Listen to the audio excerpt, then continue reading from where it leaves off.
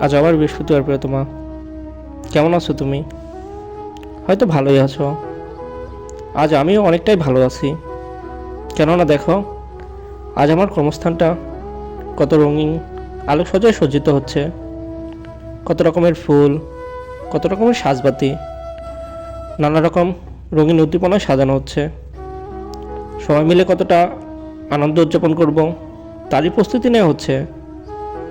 প্রতিটা বছরই আমাদের এমডি স্যার তার শ্রমিকদের নিয়ে এই আনন্দ উৎসব উদযাপন করেন। সবাই আমরা অনেক মজা করি। সবার মতো আমিও ওই আনন্দ উৎসবের জন্য প্রস্তুতি নিচ্ছি। কিন্তু এত কিছুর পরেও কেন জানি না, ঘুরে ফিরে আমার শুধু তোমার কথাই মনে পড়ে। প্রত্যেক বছরই অনুষ্ঠানের সময় তুমি আমাকে বলতে থাকতে, সৌরভ, সব কিছু সাবধানে করো।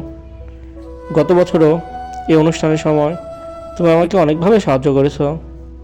কিন্তু দেখো, ভাগ্যের কি নির্মম পরিহাস, এই বছরই তুমি আমার হয়ে নেই। এই আনন্দ মুহূর্তেও আমি শুধু তোমার কথাই ভাবতেছি।